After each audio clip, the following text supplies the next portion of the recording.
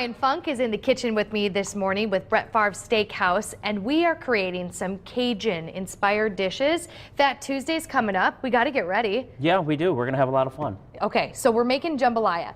First, tell us about how this is like something that's always on the menu at your restaurant. This is actually one of the Favre's recipes that has been on our menu for the last 15 years. It has not changed a little bit too much, maybe a little bit more seasoning every year or two. We kind of adjust it to people's tasting, but this has been an awesome dish, and we're kind of known for this, so we're gonna be making it today. And sometimes on game day, you're not making it in a little pan like this. You're making like a large amount. We'll go through about 120 gallons on a normal game weekend.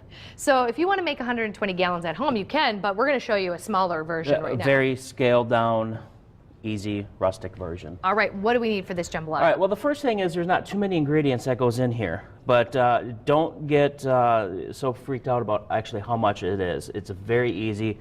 Pretty much dump everything in, walk away for about 2 hours, come back and stir it up. Oh, that's easy. It's very, very easy. So we're going to start off with a little bit of oil. Any kind of oil you like to use? I use a little extra virgin olive oil. So we're going to heat that up, and once that's heated up, we're going to add our celery,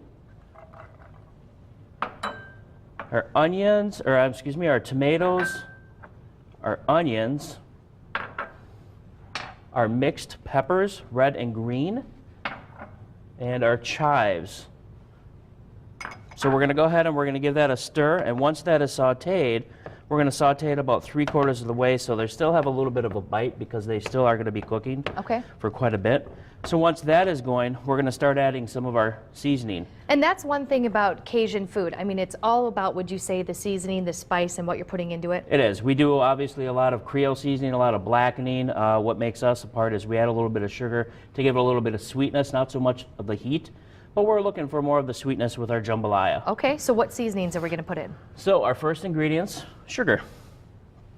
And all the measurements and everything, they're online. Brian was kind enough to share the recipe. You can go to our website for that.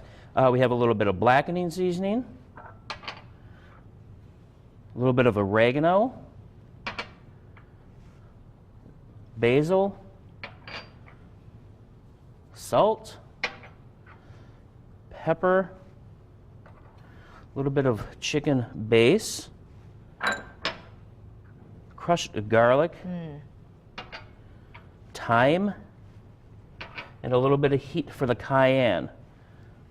So what we're going to do is we're just going to stir it and incorporate all those seasonings, and we're going to let that simmer. Okay. Again, this is just pretty much, if you prep this up ahead of time, it's very easy to do at home in a stock pot very quickly. And it's a great dish for when it's, minus 20 degrees out. Very much so. Yeah, but we do have a lot of fun making this, like I said, in 60 gallons. So we got some fire roasted tomatoes. We got our shrimp. And all jambalaya will have shrimp, some kind of andouille sausage, or you can use turkey sausage. You can use prosciutto for a substitute for ham. Now I didn't know you put. I guess I didn't know you put ham in there. Yeah, you can use tassa, which is a spicier version of a ham. Okay. And it's cured a little bit longer. And then we have a chicken. So this is all going to simmer for about 1.5 to 2 hours in a big stock pot. So what you're going to get at the end, after we add the rice, is a big pot of jambalaya. Okay, you plate that up. What are you doing with this crawfish right here? Well, that's going to be as a garnish. Oh! That's one. People love that. For some odd reason, they just can't get enough of the crawfish. Can I put it on there? Absolutely.